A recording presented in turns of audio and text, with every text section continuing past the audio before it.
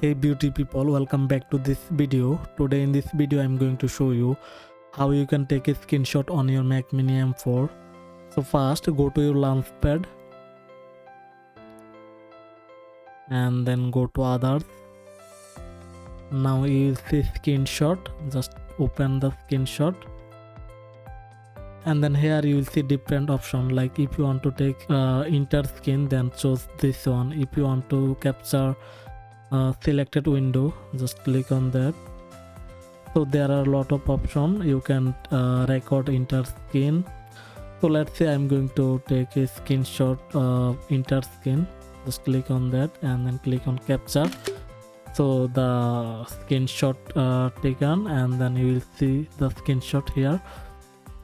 And that's how you can take a screenshot on your Mac Mini M4. And you can take a screenshot on shortcut way.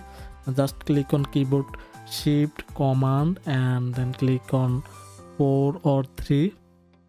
Then you will see screenshot option enabled. Now you can just select the screenshot which one you want to take, and there you go. And these are two ways you can take screenshot. Hope that this video helped you out. If you found this helpful, please consider to subscribe my channel. Thanks for watching.